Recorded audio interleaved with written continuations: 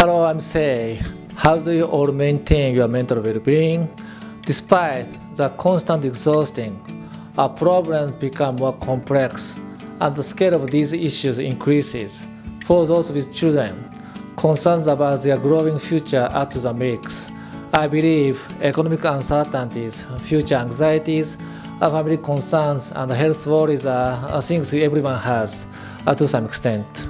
In addition to these, I'm sure each of you has your own personal concerns. So, this book I picked up this time is 100% emotional management to stay unbroken at work. I started reading it with the initial motivation that if I could manage my emotions, I could perceive things more positively and lead a more enjoyable life. This book provides concrete methods for realizing desires, making it easy to imagine. The key point of this book is one: negative emotions are doors leading to a new world. When I first encountered this statement, I wondered about its meaning. However, upon finishing this reading, I not only understand it, but also found myself feeling more positive. And somehow the fear of negative emotion diminished, and then I realized I had a willingness to welcome them. Now, what does negative emotions as doors leading to a new world exactly mean? If you consider the factors that give rise to negative emotions, you might understand why I feel positive about it.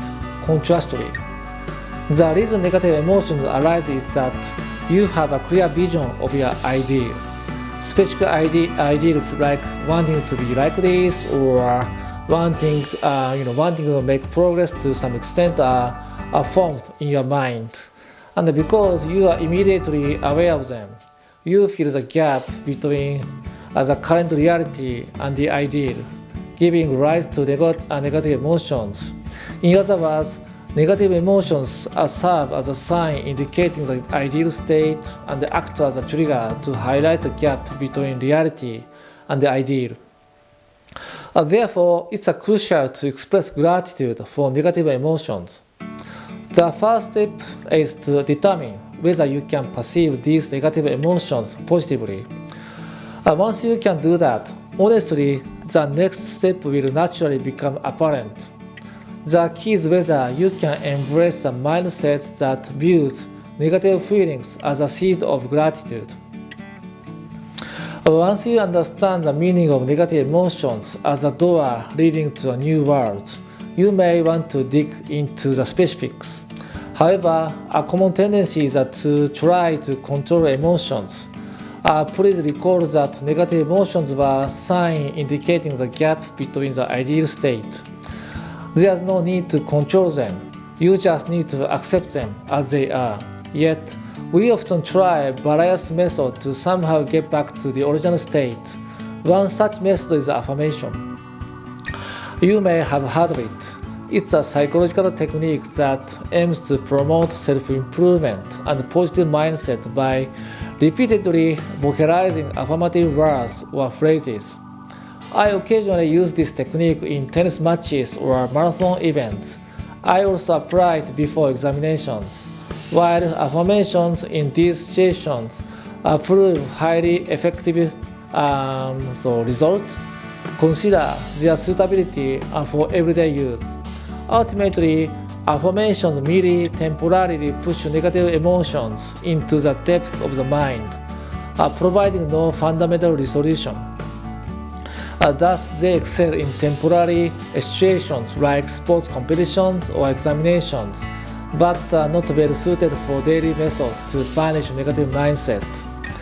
Therefore, when a negative mindset arises, welcome it and seek reasons why things will work out. Embracing this mindset is a crucial step toward success. For example, in a tennis match, if the next opponent is a seasoned player with more experience and better physical attributes, naturally, as you know, negative emotion may surface. You might initially think, this player is so strong, there seems to be little chance to win. However, at this point, Recognize that you are sensing the gap between current situation and the ideal. Take pride in having a clear ideal, wanting to beat this opponent. Next step is to bridge this gap. And the key point is to find reasons why it will work when feeling anxious. In the example mentioned earlier, you might think the next opponent is superior in the experience, skills, and the physique. Making victory seems unlikely, but try listing reasons why you might win, even against the odds. Perhaps you haven't lost in terms of practice hours. It's a hometown match, and you've been in excellent condition since this morning. When positive feelings start to emerge, proceed to transform negative aspects into advantages. For example, winning this match could make you instantly famous. There's a possibility of winning the entire tournament. Being able to express such a match is fortunate. It's a common saying that if you don't forget to express gratitude, good things may happen, as you might have heard from your parents or grandparents. Perhaps it's not about avoiding bad things through gratitude, but the ability to transform even negative situations into one worthy of appreciation. Certainly, at the very least, such experiences contribute to enhancing your skills and personal growth. Furthermore, if you can conscientiously transform this negative mindset into a positive one, your capacity will expand even more. You can embrace challenges as a sign of growth, maintaining a positive outlook even in negative environment and when experiencing envy. Up to this point, I've introduced the idea that the negative mindset serves as a sign indicating the gap between your ideals and your current situation, and how it can be embraced as a positive management tool. However, just knowing your position doesn't mean that everyone can smoothly achieve their ideals. I've experienced this myself. People often find excuses easily, whether it's due to feeling unwell today, the World Cup season demanding attention, or the necessity to study for examinations. You might excel at creating excuses to avoid what they should be doing. So, what do you do in such situations when you understand your position and have a rough idea of the distance to your ideal? What you need to create to achieve your goal is not excuses, but habits. If you reflect on your habits, you likely notice that a significant portion revolves around habits aimed at becoming the person society or others desire. While such habits are crucial for smooth interpersonal relationships, considering the priority for realizing your own dreams is also worthwhile. As it's widely known, it takes approximately 3 weeks of continuous effort to establish a habit. To work towards your goals, try creating a new habit for at least 3 weeks. In my case, I decided to transform my life through English 4 years ago, and since then, I've been engaging in 2 hours of online English conversation daily, literally every day.